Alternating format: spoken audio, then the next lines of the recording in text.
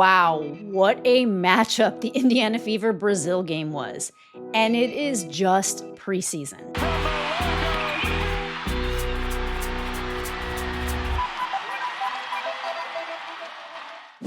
Okay, y'all, we are officially back. I thought we were back when the Aces played the Wings, and I thought we were back when the Indiana Fever played the Mystics, but Caitlin Clark has officially taken the court, and what a difference. I'm telling you, she knows how to put on a show like nobody else. And sinking a three-pointer within the first minute of the game just shows it. The Carver Hawkeye Arena went wild. I want to talk about what I saw in the game. I want to talk about the difference that Indiana Fever are with her on a court. I want to talk about some of the really crazy fun things that happened afterwards, like the Brazilian national team asking for her autograph. So let's just dive right on in. So first of all, the Indiana Fever game against the Mystics, I was keeping in mind that it was a preseason game. I was keeping in mind that their best player was not on the court. But oh my God, the 180 that the Indiana Fever made with Caitlin Clark's presence on the court is undeniable. The ball movement was great. Kelsey Mitchell was back to herself. The defense looked awesome. All these players have amazing skill sets. And honestly, the way that Caitlin Clark just unlocks them makes her great, because good players, they play well and they're great on the court, but great players make everyone around them better. Everybody talks about this Kate voodoo thing or this magic dust that she carries with her. But even DeWanna Bonner mentions it in this in-game interview that she does make such a difference to the team. I'm happy to be on the side of the ball with her. She's such a dynamic player. She makes everybody on her team better. You can already see the difference from our first game to this game. It's been so much better. Such a calm person out there. So just happy to have her on my side this time. I'll have it already. We have Kelsey Mitchell not over dribbling here. And I know Sydney Colson got so much flack for her performance in the first game. And she kind of redeemed herself with some flashy moves like this. And I would be remiss if I did not mention the classic logo bomb that Caitlin Clark hailed up from behind her number 22. This is the 22 that is cemented on that Iowa Carver Hawkeye Arena court as the spot that she broke the NCAA record for both men's and women's in her final year as a Hawkeye. And this shot, this was behind that. To me, it looked like it was at least 2 feet behind it, but according to the measurements, it was at 36 feet, and the crowd went nuts.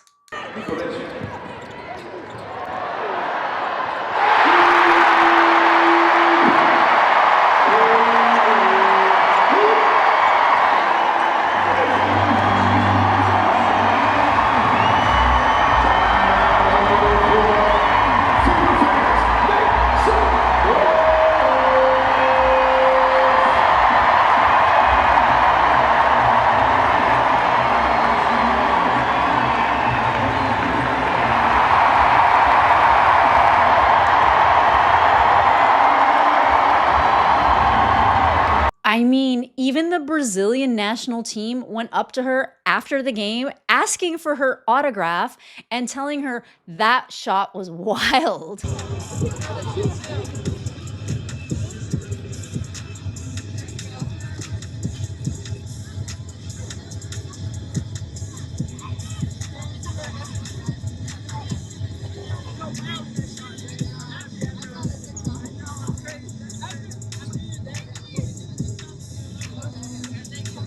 That was so funny how they asked her to do a TikTok on her number 22 on the court. But this is motion that we haven't seen since the 92 Dream Team era of Magic, of Bird, of the Michael Jordan. And this is the second coming, people. This is a blossoming Jordan era-esque form for Caitlin Clark. There was even a point when Caitlin Clark walks up to the coach of the Brazilian team and he tells her you have changed the face of basketball. The Brazilian players were helping them up. There was one point where there was a free throw being shot and the Brazilian player goes up to Caitlin Clark telling her how much she loves her in the middle of a game. And if you can't tell, I am just so pumped at this game. There was this really cool shot from the rafters. It's a photograph of Caitlin Clark taking the logo 3, and honestly, like, it is chilling.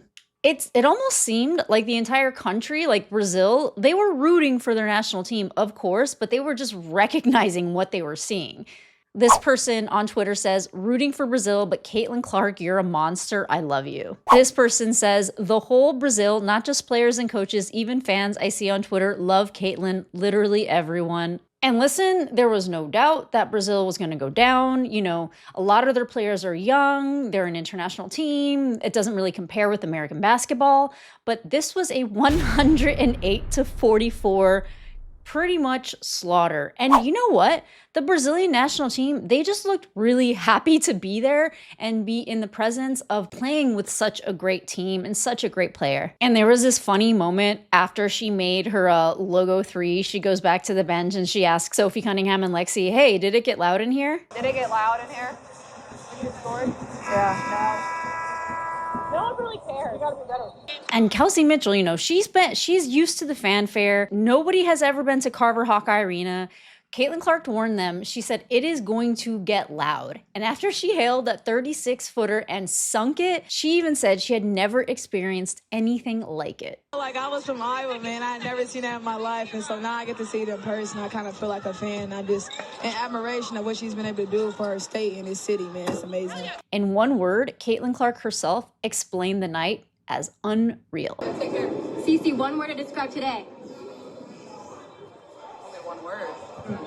Unreal. And, you know, the Iowa fans, they were just so happy to have their hometown hero back. Aaliyah Boston talks about it. She says people were tailgating out there. I mean, there were lines forming outside of Carver Hawkeye Arena for hours before the game started. It was a packed house. They were loud and they were proud. And Lexi Hull even showed up wearing an Iowa 22 jersey for Caitlin Clark, just as a kind of like homage to Caitlin Clark, to the Iowa fan base. I mean, this locker room chemistry is just like elite. And it really shows when in one of the in-game interviews, they all just like run up to her and tackle her with like a bunch of love and team spirit. But let's talk about the game and what I got out of it. I know I already mentioned this, but the ball movement on this team is so extra. This reminds me of the Lynx. The Lynx ball movement is one of the things that got them to the finals, and I am seeing glimpses of that in this Indiana Fever team. The defense is better. Natasha Howard's defense was much better last night than it was in the night before, just showing how, like, you know, developing this chemistry and having their floor general on the floor makes a big difference. I do want to see Natasha Howard's offense get a little bit better, but everyone just like kind of glowed up in this game. Michaela Timpson, you are an Indiana Fever. I don't believe Bree Hall is going to make the team. I don't believe Ejim is going to make the team. I mean, you know, Bree Hall had some pretty good defense, and Ejim, she had a few good moments. Jalen Brown, she was actually playing some really good defense. She needs to work on her offense a little bit. Jillian Alleyne had her moments too, but Michaela Timpson, she was the one that shined the most out of the 5 that are attempting to make this first roster spot to the start of the season, because they can potentially bring in somebody mid-season. So they might think about that, but it might not be one of these people. It could be someone else. And as magnetic and what a ball handler Kelsey Mitchell is. She was just, even though a lot of the shots weren't sinking, which is very, very common for preseason games, like what she was doing and her style and her flair was on display. Her main criticism being her hero ball handling, but she was like getting the ball, she was kicking it out, she was passing it along, and this is what we want to see from Kelsey Mitchell. This is what is going to raise the Indiana Fever 2 levels, 3 levels, 4 levels from their offense from last season. And their defense, Brianne January, Caitlin Clark credits Brianne January with a lot of her defensive prowess. She says that she is making her pick up at full court. Caitlin Clark is not used to that, and this is what she had to say about that. Bree January does a really good job of like emphasizing defense, and it starts on that end of the floor, and you know, even getting on me to pick up full court, I'm like, man, I'm not used to this. I don't do that, but I'll get better at it. But yeah, I think there's just like a tenacity and a competitive spirit. Like we're still competing with each other to earn time and earn minutes. And some people earn spots. So I think there's that, but also at the same time, like I've said, you know, you want your teammates to do really good, and I think there is that about this team, and you can feel that love too. The plus minus scores were so crazy. I mean, look at this. Like Natasha Howard, plus 38. DeWanda Bonner, plus 24. Aaliyah, plus 38. What was Caitlin?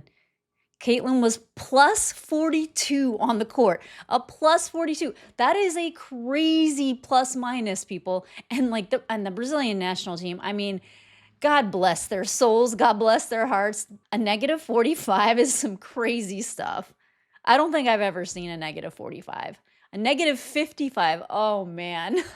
Again, the Brazilian national team, you know, this isn't the level of competition that the Indiana Fever are going to be facing. They're a lot younger. They don't have the facilities. They don't have like everything that American players do have to make the team at such elite levels. And while Caitlin Clark did come away with 16 points, 6 rebounds, and 5 assists, those stat lines do not show the impact she had on the game. And plus, she was taken out early. They were testing out a lot of people that were battling for roster spots in the entire fourth quarter. It was still quite a moment to celebrate, and Gatorade appropriately did so, posting Caitlin Clark on their socials, just celebrating her return to Iowa.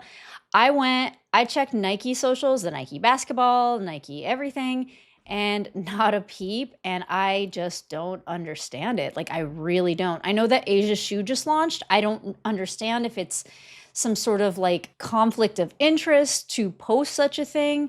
But her homecoming is what Gatorade had posted. And I understand Nike not posting that, but that logo bomb that everyone was waiting for, that she made from the very spot that she broke the NCAA scoring record. And it was behind that. That was a big deal. This is like a 36-foot hail into the air going into a basket not that wide.